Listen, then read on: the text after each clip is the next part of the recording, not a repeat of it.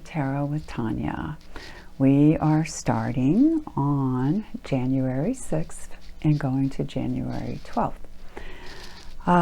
We begin on that Monday with the moon in Leo, and then later that evening it shifts to Virgo. And then by Sunday we're in the Scorpio moon. So we start with a very creative energy. It's the full moon on the 5th, so when we get to the 6th, we still have some of that energy.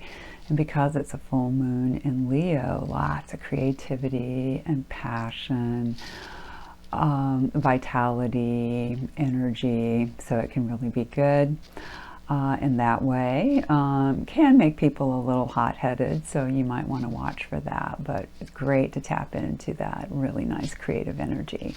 And then when it shifts to Virgo, it gets much more grounded and moves through several signs, and then we end up on that Scorpio energy, which is a great one for psychic work and intuitive work, seeing deeply into a situation. So I'm using the Crow deck today, and before I started I was meditating, and I thought, maybe I'll do things a little bit differently this time and meditate on what themes might be good for us to focus on for the week. And the word aliveness came to me, and the questions: how do we appreciate our lives, our aliveness? It seems that Spirit chose that word aliveness because there's a way that we can embody that energy. It's not just, yeah, I'm alive. And I don't know, for some reason that seems more passive to me. And when we look at our aliveness, it just has more dimensionality, more energy for me anyway. And then the questions continued. How do we back away from constant judging? Often of ourselves, and of course can be others around us. How do we accept ourselves, our flaws, our relationships as less than perfect, yet exactly what we need to experience as our souls intended? So at any moment, stopping and saying, I'm okay, this can work out. I need to understand this. What is my intuition saying to me? Even if it's a tough circumstance, you can ask yourself, what am I learning from this? How is there perhaps a silver lining in the cloud that seems to be around me right now? And then, just again, a general self-love. It's something that I teach in yoga all the time. Don't judge, be fair witness. What is your body experiencing? And we can do the same thing with our souls. So I hope that helps. And as always, take what resonates for you and leave the rest behind. That is a way to develop your intuition. And for each day, I'll try to give the energy that we might be reaching for, perhaps the more positive, and then what some of the pitfalls might be as well.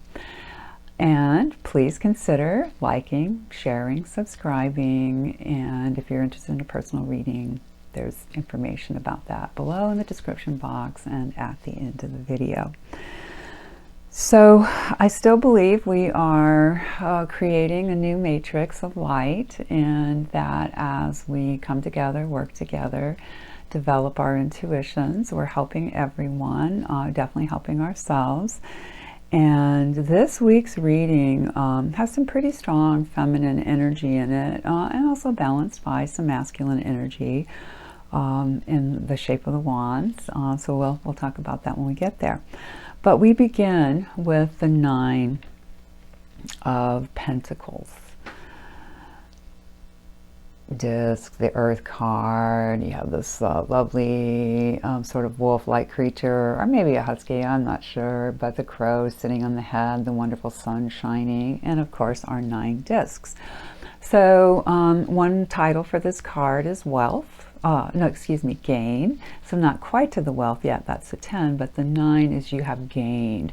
There's a solid sense of being in a good material, good physical place for the self. So really a nice energy to start the week with. As I said, we begin with Leo, but then pretty soon we move into the Virgo energy, which is the earth energy depicted in that card. On Tuesday, the Six of Cups comes up, and this can be reminiscing with someone or about someone. It can be meeting old friends, just nostalgia for the past, things like that. In the present, it can also be pleasure. How do we find pleasure? And here we have the wonderful sunflowers, and I believe those are roses floating on most of our Six Cups, and there's just a happiness, a good feel to it. A little bit on the shadow side could be, getting stuck in the past. So if you find yourself thinking about the past, your past, or maybe if it's even something a little bit unpleasant or tough or still troubling you, lift it to the present. Find some pleasure for your day. Sixes are great numbers. They always have this hopeful quality to them. On Wednesday, we move into that more masculine energy because, Cups Tuesday, Discs Monday, that's the feminine. And here we have one of the masculine elements, the crows, yes, but the fire signs, the rods, the wands, the torches. So fives, connected to the Hierophant, to being human, to learning our spiritual lessons while we're in a human form. And there's a bit of a conflict here, an energy, like it's also called strife in the Thoth deck. And it can be different opinions coming together. It could be within the self, or 5 people you have to work with, or something like that. That would be up the shadow side. To me, the positive side is excitement. And sometimes I'm confused about that. Am I striving? Am I anxious about something? Or am I just excited? And I've learned, unfortunately, to move it more over to that anxious side because it's unknown. So my encouragement is to try to see it as, okay, 5 possibilities, 5 things that might seem conflicting, but maybe put them in a hierarchy for yourself. Maybe see the value in each one, something like that. Turn it into a positive for yourself. On Thursday, we have the absolutely lovely 3 of Cups, harmony, creativity, sharing, again, pleasure. It could be writing poetry, it could be getting together with some friends, and it's a feminine card because it is a water element, and often people see this as, like the 3 graces or something like that. Or again, get together with a few friends and enjoy yourself. So that is a lovely energy for our Thursday. It's hard for me to find a shadow aspect for this one. I suppose one could tip a little bit, into your cups, celebrating a bit too much or something like that. But generally, this is a really, really positive card. Great energy. Friday comes around and we have our only major for this week. No, excuse me, we have 2, I forgot. This is the Emperor, as you can probably see here. I love our crow's regalia. He has his white feathers, albino feathers, around his neck as a sort of, I think, substitute for his crown. You have the ram's head underneath, which is associated with this card. It's an Aries card. Obviously, it's a major. So it's about being strong in your principles, about seeing how to organize things, about bringing order into your world and perhaps the world of others. So a very strong masculine card, as you can see. Well, yeah, you can see the Roman numerals perhaps up there. It's a 4, and 4 is an earth number, so it's very stable, very strong. Even though he is associated with Aries, which is fire, both of those elements are there. So the shadow side could be running into authoritarian problems. Problems with authority is another way to put that. trying to be controlling over your own circumstances rather than allowing things to flow. All right, so that was our Friday. When we come to our Saturday, and we have our second wand for the week, so that masculine energy again. And here with our crow, all of these wands are being sent toward the crow, and not in a negative way. I mean, it could be that there's just too much energy coming at you, or perhaps you're sending too much energy out. It also has a very romantic meaning, as sometimes you'll see Cupid on an 8 of Wands in several decks, many decks actually.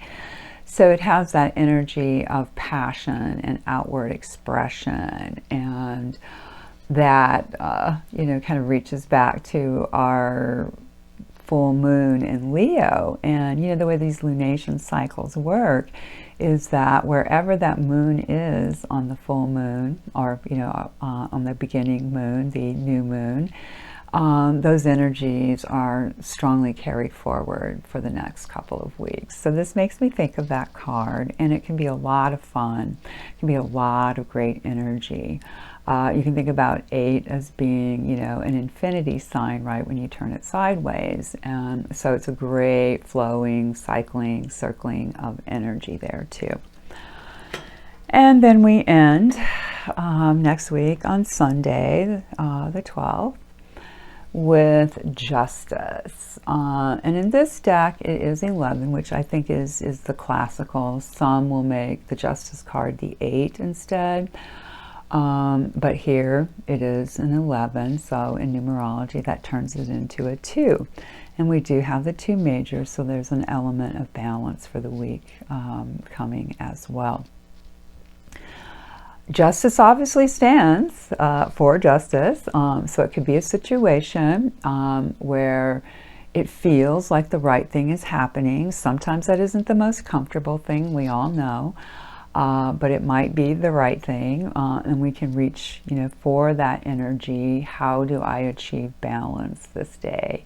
How do I put my week to bed?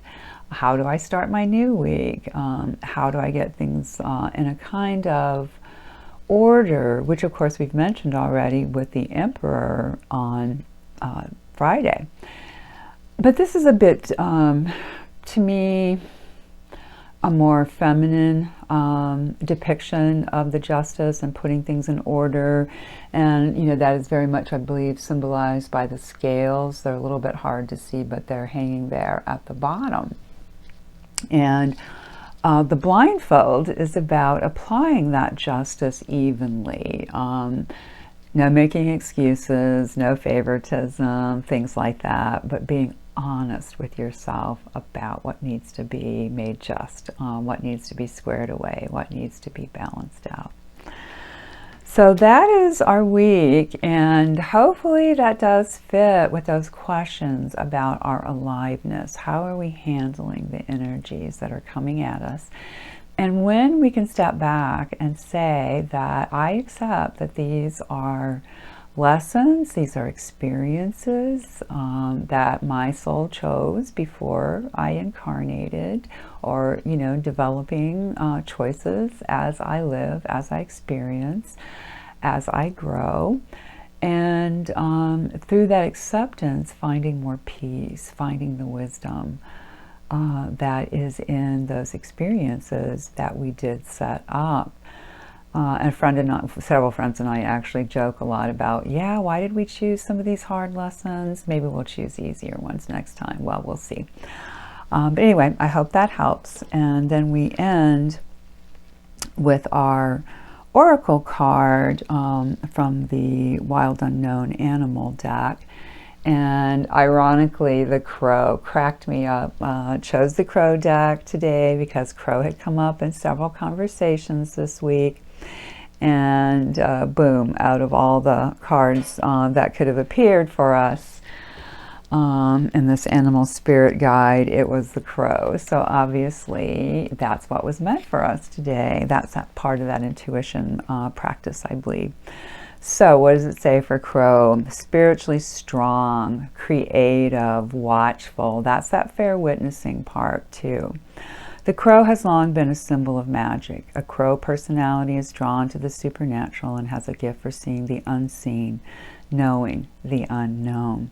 It is said that the crow holds within its mind's eye the three realities. 3 cups, remember that too. So the 3 realities, past, present, future. Crow energy is potent and should only be tapped into when the mind is clear. Those with crow tendencies must balance their lives with a healthy diet, joyful friends, and regular self-study. So I think that fits beautifully with the cards that came up today. And when in balance, a person is psychic, strong, clear. When out of balance, ungrounded and hypersensitive. And how do you bring the self into balance? Through daily meditation practice. And that can be drinking a cup of tea. It can be sitting in the sunlight by a window, looking out at the snow or whatever the landscape brings. Just some moments of quiet, a bath, a shower. Reading a book. There are lots of ways to bring that quiet time for the self, and to meditate just on being. Just be there, enjoy yourself. Well, as I said, I hope this helps all who are seeing this. Again, reminder, take what resonates, leave the rest behind, and please do consider liking, sharing, subscribing. And beloveds, I will see you next week. Thanks for being here.